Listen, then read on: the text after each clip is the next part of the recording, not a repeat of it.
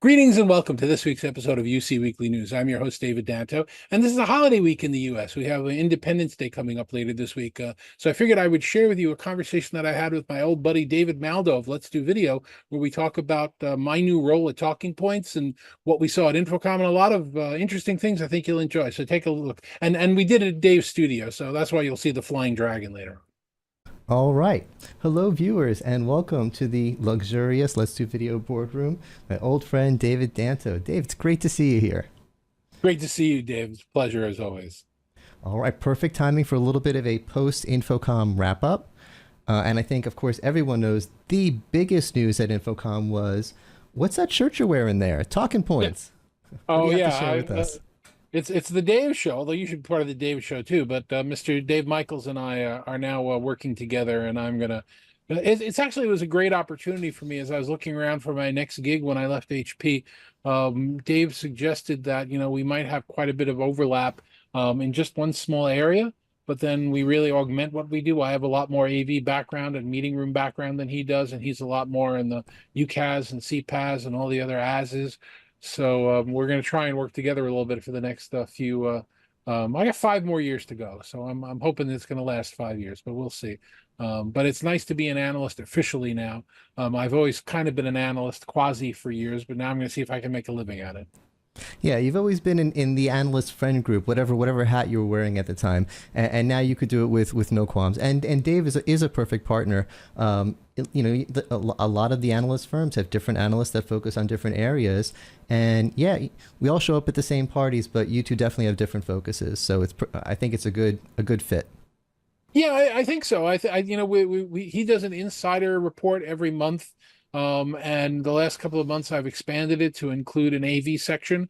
I mean, I don't think I'm going to be dealing with, projector bulbs and rolling carts like the AV of my days. Anybody remembers what a lease gang and a Kinderman are and, slide dissolve unit, and I'm really dating myself. But lots of stuff going on in displays, lots of stuff going on in high-end audio and headsets and things that he wasn't necessarily looking at very carefully. I think we'll be able to augment it and really make it great coverage. Yeah, and you both do a lot of writing and a lot of video creation, and I think with you helping on the content creation side, creating videos and writing, it'll free him up because he really likes to travel and he just hasn't had any opportunity. He's barely left the house in the last 2 years, so let the guy get on a plane for crying out loud. I don't think that's entirely accurate, but he did make the joke to me, or at least tell me the story. I mean, I go far back, you go far back. We all remember Wayne House, and Wayne House doesn't exist anymore. They were bought and changed and everything else. We don't have to get into the story, but he always felt it weird. I don't think he'll mind me talking about this because I always felt it weird too, that whenever there was an event, every one of the analysts from the organization showed up. You had 3, 4, 5, 6 really good people. Some of them are still amongst my friends, but they will all be there. And I don't think that's really the point. I think if Dave can be, at an event taking place in Peru while I'm in Las Vegas covering InfoComm, and then we compare notes afterwards, I think it's just better for everybody. So that's kind of what we're going to try and do is the two of us can now cover twice as many things as possible. Yeah, especially in today's world, it makes more sense because in the old Wayne House world, everyone would go and then come back and write their part and put out a report. You guys, you're doing videos together. So yeah, you could be in different places and then on your weekly or whatever video, what's going on in your world, what's going on in Dave's world. Yeah, and the writing together and writing apart is something, it's only been a couple of months and we're still working out some of the kinks in that. It's interesting for two guys that know communication like the back of their hand. We're struggling sometimes to figure out the best way to track something and communicate about something because it could be a text message, it could be an SMS, it could be, a chat message, it might be a link that, it's coming all over the place. We got to work that out. But when we get on a conversation together and do a video on a topic, it's really coming out nicely. So we know there's a click there. We're just going to have to get the rhythm in terms of, the overhead and management of it. By the way, that's normal. 90% of my content that's about small teams working together, based on personal experience with my small remote team. So yeah, it's anecdotal, but it's real, and it'll become part of your content. Yeah, no, it's interesting. And it's also great to have the other perspective, and when two people agree about something, it's terrific. And because and Dave and I pretty much agree on how we see AI and generative AI and some of the dangers of that right now. When two of us disagree about something, you kind of, it's kind of like a marriage. You have to figure out pick your battles. It's like, okay, you want it to look that way, I'll do it that way. Okay, you want it to be that way, I'll do it that way. No, you can't change that one. I need that one to be like that. And we just kind of work it out. So I think it's going to be fun for a while. Yeah, actually, your videos will be boring if you're just going to sit next to each other and agree all the time. So a little bit is good. No, I disagree with it. No, you're right. So should we get into, speaking of traveling and covering events? I'm getting he's looking at me like I'm suspicious over there. Yeah, he's been peeking at us. He knows I wrote a bad review of the Sphere, which is why I didn't go to any of the Sphere InfoComm parties this time, because it was not a great experience. Sphere is beautiful from the outside, and it is such a ripoff on the inside. If anybody's ever been to a Disney park and taken the Soarin' ride, either Soarin' over the USA or Soarin' over California, it's what they're trying to do with the Sphere, but it's done much better. So there's your comparison. But it's also, like $21 drinks and $18 popcorns, and I'm only exaggerating a little. So yeah, look at it from the outside and enjoy it. Yeah, I got lucky. I got the perfect experience because I was part of a group going with, I think AVI Systems sponsored it with InfoComm. Yes, they did. And my connection was delayed, so I got in late. So I missed the coming in early and the drinks and all, a lot of the things that you complained about in your blog of it. I got in just in time for the show. And it's been a long time since I've been in a good Disney show, so I loved it. When the elephant walked over and my seat rumbled a little bit, I was very happy. So I was the perfect audience for it, maybe. But I love the show, and at the end of the day, it's all about the show. I know that I had a lot of analyst friends that saw the Grateful Dead while we were there, and none of them had anything bad to say. Well, no, the concert is a beautiful venue for a concert. It's beautiful for a concert. The movie, we had that in the 1970s. They called it Sense-Around, and they did it better. But yeah, I don't want to have too many digs here. So definitely admire the Sphere from the outside. It's beautiful, and it's one of the things we need to talk about when we talk about what we saw at InfoComm this year. What makes the Sphere possible is a technology called direct view LEDs. It's obviously lighting up. You're looking right at it. The pixels are enormous. It's if you look at it up close, you can barely see the images. It really only looks good from a distance. And I was surprised. I thought it, because looking at it from here, I thought it was like a monitor. I thought it was like, I thought it was going to get close and it was going to be like looking at my screen, and you get close and yeah, it's a pixel here and then a foot and a half over is the next pixel. Right, exactly. I'm not exaggerating, but you could see each pixel and you're like, oh, wow. Okay. But the distance. So that's the technology that we've been using for outdoor signage for at least 20 years, maybe longer than that. I don't know. I'm not the expert in the space. But what's happened to the technology is now they're making the pixels smaller and closer together. And there's a new way of manufacturing them called chip on board. Which removes a point of failure that used to be there. A flip chip, now it's one piece, and these modular little pieces, and all of a sudden, they're competitive with LCD. They're competitive for indoor high-end displays just at the purchase price, and then you start talking about total cost of ownership, and they blow it away. I mean, these things never really die.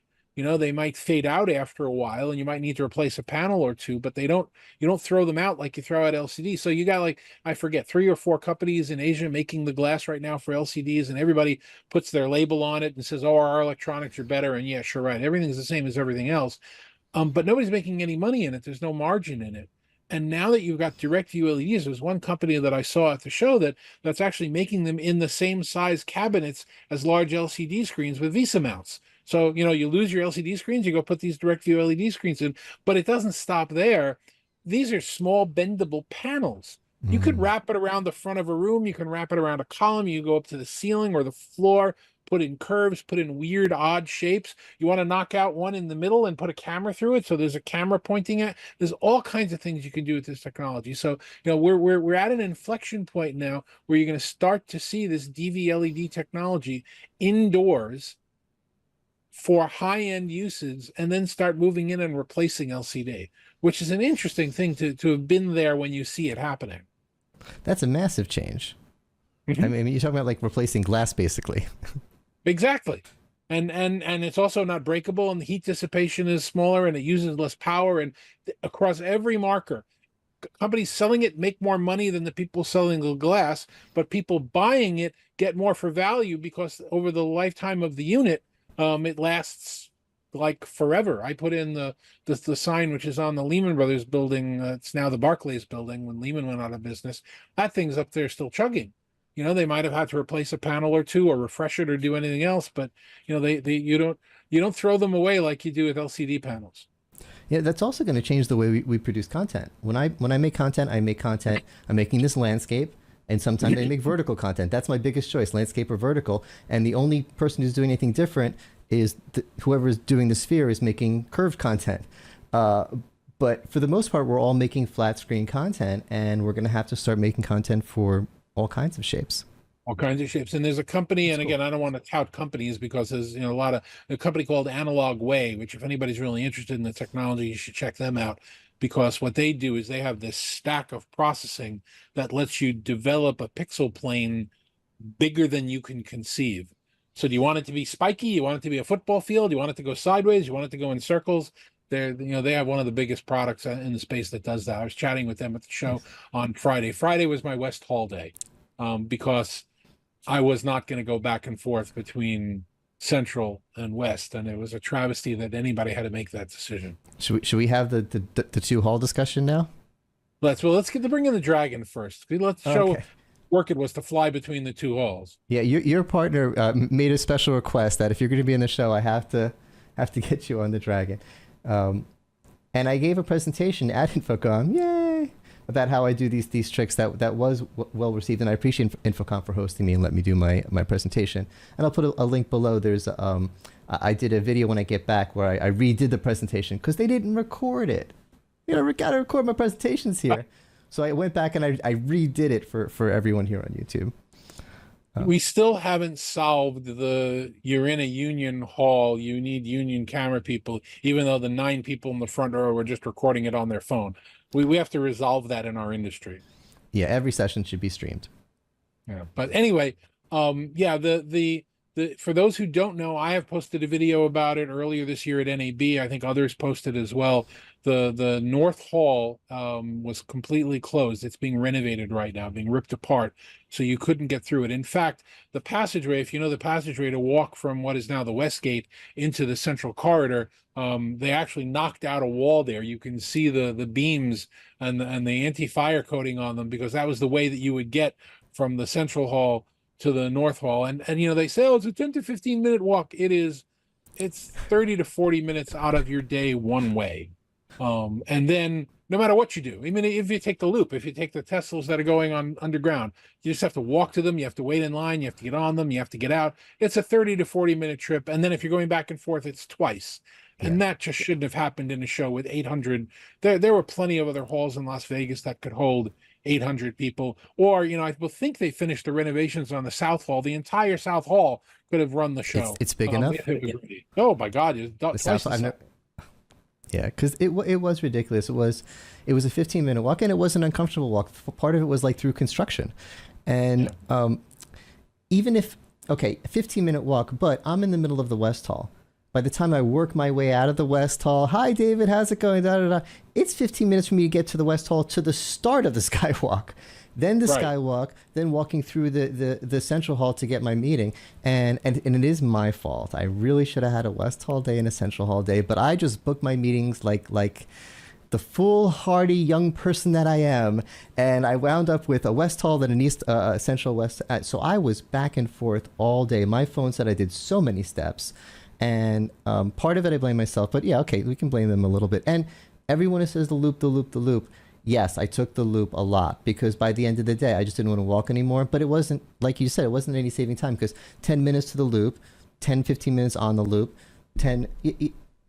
but the loop was cool. I do like it, but it didn't really help that much. It was 30 to 40 minutes either way. And honestly, you got to push back.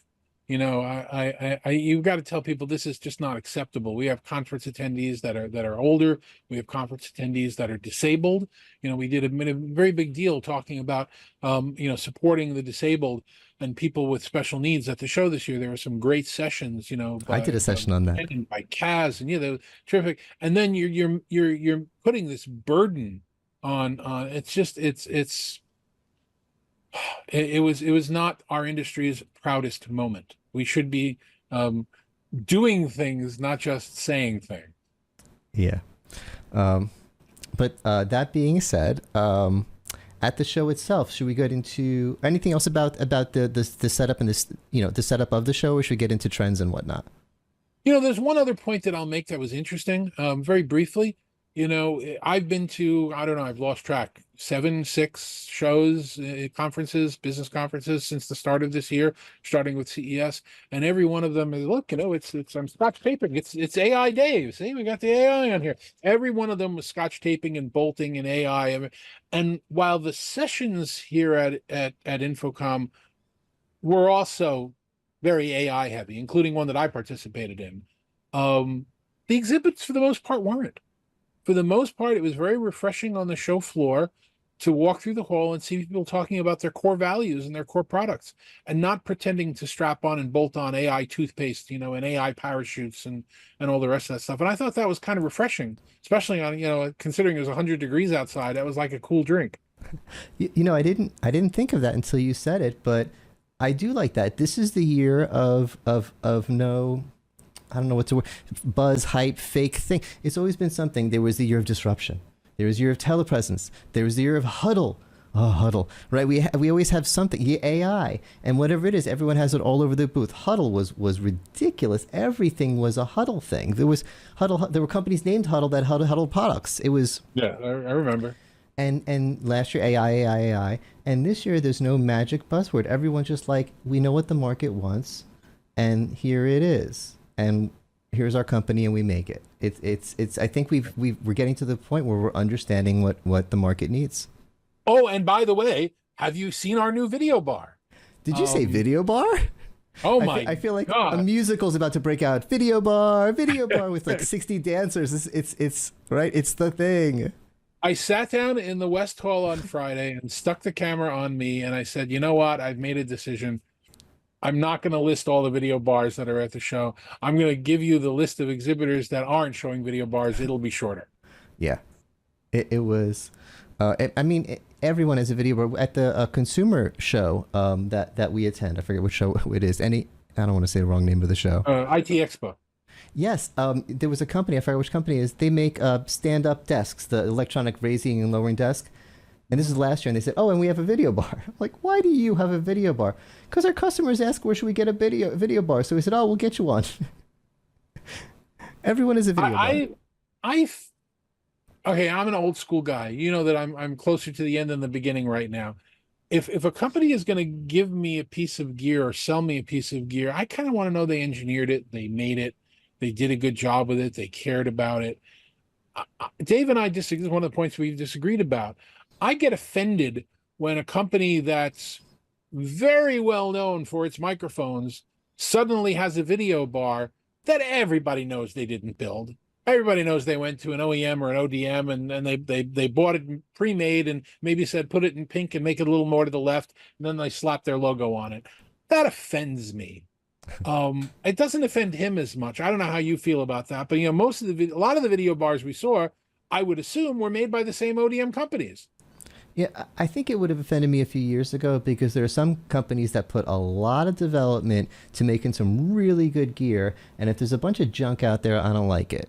But I don't know, fortunately or unfortunately, the random video bars, they're not terrible. They're not junk. I kind of wish they were, so I could say, no, go with my friends at the companies that I like that make amazing stuff that I love. But I can't fault anyone for using one of them, so that makes me less offended that they're out there. You can thank Microsoft, for whether you love them or hate them or whatever the relationship is. The fact that they are a dominant platform now in the collaboration space, and they require, or at least heavily promote the idea of certification means that most of these devices are going to go through at least some level of rigorous testing before they come to the market if they want to say that they're Microsoft certified. So that's at least, you get this minimum bar of quality that, again, the last day at the show, the last hour, I walked by somebody selling displays, and all of a sudden they had a video bar there, and I picked up their little postcard and I said, "Who's responsible for this?" And they said, "That person didn't come to the show." It's okay. Yeah, it's like they're out there. Yeah, it's not a priority for them, but their customers are asking for them. Should they recommend someone else, or should they just slap a label on it and sell their own? Well, it forces the companies that are making really good products to build differentiators into them. I mean, Yes. you want to give a couple of examples. You can think about, like, and I don't want to throw out, names. I love or hate the companies, but it's like one of the companies that we both know is building a bar that you can mount vertically between two displays. Why they're the only one doing it, I have no idea. But you know Seems what? pretty It's different obvious. than everything else that's out there. You get cameras at eye level right now. Again, everybody's known my videos. The camera is at the eye level of the participant. It looks normal. If it's higher or lower, it doesn't. So that's one differentiator. Crestron just came out with their bar. Right now it's zoom only, but they got 4 cameras in it, 4 lenses inside a little electronic shutter that opens and closes. It's different. It's interesting. It's what separates them out. You look at the stuff that Cisco's making. They've been making hardware and products themselves for years and years and years. They're currently the only ones able to switch between Microsoft and something else without having to reboot. That's their differentiator. So if you really want to be successful in the space, you have to come to market with something that makes your bar different. Yeah, there has to be, it used to be there was those 3 or 4 companies that had the good bars, and they were fighting amongst themselves, and they really had to fight hard, but it was just, why should I use your bar instead of the other 3? It was a shorter conversation. Now it's, why should I use your bar instead of the other 1,000? Yeah. So more than ever, they have to have those differentiators, and they just have to have really like top level quality. Whatever resolution is top resolution this day, they have to have it the day it comes out. I mean, how many companies had version 2 of their top selling bar at this show? There was at least 3, right? Yes, absolutely. But again, it's a weird space, because one of those, the bigger one that had their version 2, we asked them, do they want coverage? Should we come by and take some news from them? And they said, no, thanks. So it's like, okay, no problem. I was surprised by that. We weren't charging anybody to cover the space. It's what we do for our readers. But wow, that was that was an interesting thing. So there's That still is a lot of interesting. interesting people in our industry. Yeah. If I want to cover some, I cover them whether they want me to or not. I probably should stop doing that. But yeah, if I think something's interesting, I just talk about it. But yeah, that is interesting. We are in a technology business, but if you've been to InfoComm for as many years as I have, it's a people business. Yeah. And you do the right thing by people, and you be nice to them. And we all know who the nice people are in the industry, and we also know who the people are that we'd rather not see. And in fact, one of the things I posted on Threads while I was at the show this year was the the likelihood that you're going to walk by someone's booth and see that exact person you do not want to see is proportional to how much you can't stand seeing them. So, if you got somebody that, it's like, oh my God, I hope this person's not there. Oh, geez, he just saw me. I can't deal with it. So yeah, that happened. And the opposite, by the way, I did run into a lot of people that I was very happy to see, but there were some people I was really counting on seeing that I just did not see. It was that big of a show, and maybe part of it is problem was that spread out. But Craig Durr, I just shot a couple of videos with him, and I wanted to chat with him, and I didn't. And he had a camera crew with him, and I didn't see him once. Melody Brew. It was like the last time, like, oh my God, I haven't seen Melody. I had to, where are you? Because it was that big of a show. So yeah, but yeah, the people you don't want to see, there they are. all the time. You're bouncing off the walls, bouncing into them every day. No, Absolutely. And I actually posted an apology to the people I wasn't going to see a week before the show. I said, look, I know it happens every year. I'm going to run into a lot of people I love, but I'm going to miss a lot of people. I'm going to miss some of you. I wish you could have seen them. I have one more thought on video bars. It's all these new companies with the thousands and thousands of video bars have changed the game in such a big way. It's not just changing the way that the old schools is developing their video bars, trying to be that much more ahead and differentiate themselves. It's changing the way they sell the software behind it. I'm thinking, in particular, Cisco. The way I thought of Cisco was they would walk into a customer and be like, check out our video bars. There's only a couple others on the market that are this good. You need our video bars. People say, ooh, let's put those in our meeting rooms. And then, hey, we got Cisco bars in all the meeting rooms. Obviously, we're going to put WebEx on everyone's desktop. Now, Cisco's strategy seems to be, everyone check out our contact center. We have a really good competitive contact center. And then when you're in on the contact center, then let's talk about the video bars, and then let's talk about the WebEx. So the change, it seems crazy to me, but the addition of more video bars in the industry has me talking about contact center.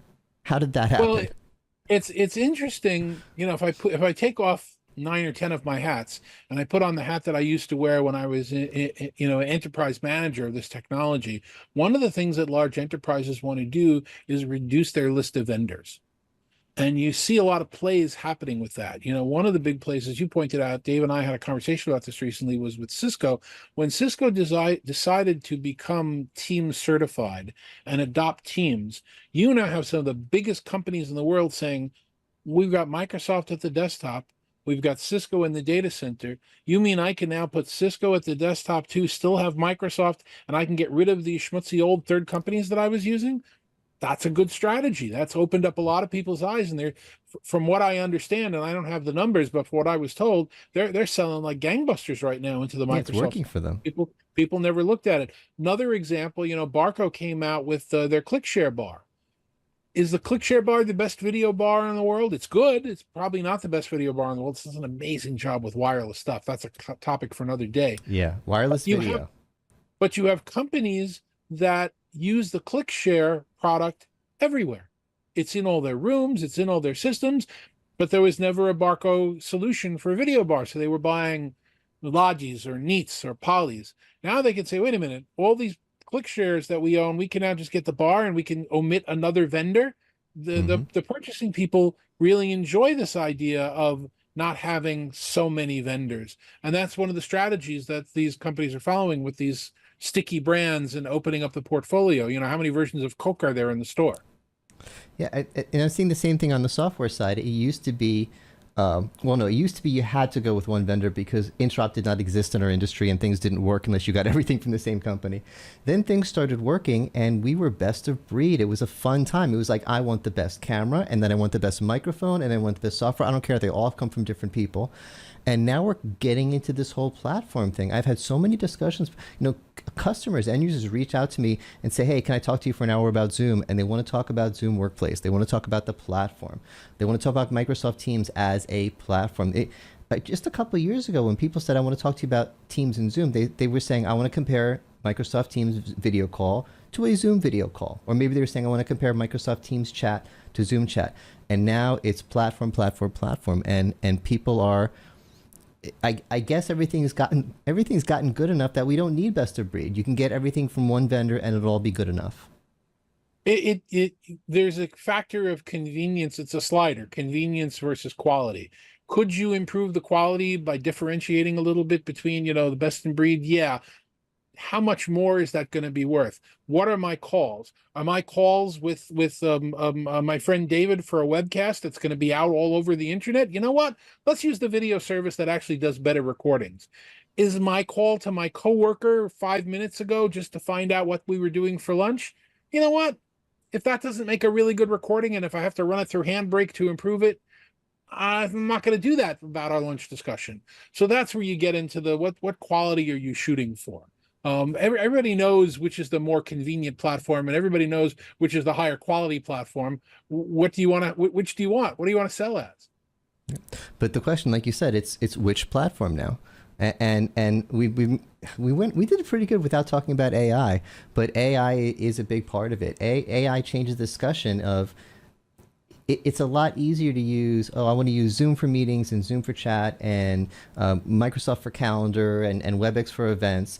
If we're not using AI to tie everything together. If I'm using AI to look in my emails and help me with my meetings and understand what's going on in my chats, then I'm stuck. I have to pick a platform. Well, AI would definitely be another conversation for a topic, probably for you and Tim to talk about, not you and me. But it would take an entire show because I'm one of the few people that believes we are so overhyped and over our skis in terms of generative AI as a tool. It's awesome. We should all know how to use it. We should all be able to work with it. We should all figure it out as best as we can. As a, hey, you need to build your business process with this, man, this thing's going to burn to the ground. Whatever we're going to have in the next 5 or 6 years is going to be built from the ashes of all the mistakes that we're making right now. And I could tell you a dozen of them that are, hallucinations, just the smallest part of it. So, But it's hard not to ride the hype. I'm really, Let's Do Video. I'm tempted to get Let's Do AI, make it a website, just because it'll get clicks. I gotta get the Scotch tape. Where's the Scotch tape? Gotta put it on again. Yeah. AI Dave. Another thing I'm thinking of doing is Let's Do Video bars. I wouldn't be able to do what I'm doing now, but I feel like if I put video bars up on a website, they'd sell. It's crazy. They probably would. Or you could start doing product endorsements like they used to do on old TV, like buy this brand. It's the one that I endorse. So yeah, only we could make money doing that. So anything else we need to talk about today? No. We have hit the end of the conference season. We're now going into the summer stretch. No traveling for a while. Next big conference, you and I will both be together, right? At Commercial Integrator Expo in Denver in September. Oh, yes, and possibly at WebEx1 before that in August. I thought WebEx1 was in October. Oh, wait, you might be right. Okay. Yeah. Pretty sure about that one. I'm remembering when I asked the Cisco team when it is. They both said it at exactly the same time as if they'd rehearsed it. So early so September is the next time I got to get on a plane. CEDIA Commercial Integrator Expo taking place in Denver. Definitely come because I'm the track chair of the Unified Communication track there. Dave is one of our speakers. Thank you for agreeing to do that, David. We're going to be talking about AI and unified communication. I think your session is how to pick the best video bar. So you got some time to work on it. I think so. I have to look at it again. I haven't looked in a while. That'll be fun. And then in October we've got WebEx1 where I'll be flying down to you probably in Florida. In Miami, yes. Yeah, last year at the CEDIA show, there were two stages. One had a big sign on it that said the smart stage, and the other one was the stage that I was at. I didn't have a sign. I think this year we're going to do most of the sessions in actual classrooms. We'll still have the smart stage, but I don't think there's going to be the second not so smart stage. We've solved some of those problems. I really took it a little personally. Well, at least we gave you a stage. When you were at Enterprise Connect, we only gave you they give you a ring? I got the little booth. Yeah. The not smart stage, the David stage. That's okay. All right. Well, thanks so much for being here. This was awesome. We need to do this more often. It's nice to have you here. Whenever you like to. It's good to see you, and thanks for helping promote TalkingPointz. Everybody knows where to find it. It's TalkingPointz with a Z.com. And you can always email me. Just Google my name, David Danto. There are 3,000 emails. Use any one you like. So that's it for this week's UC Weekly News. Again, I'm your host, David Danto. Next week's show, I'm going to have my old friend Kevin McMenemy on. He's now the CTO at Neat, and he's going to talk about technology and all the technology he helped develop when he was at Cisco and what he's doing now at Neat. So look forward to that. I'll see you all next week. Thanks for joining us.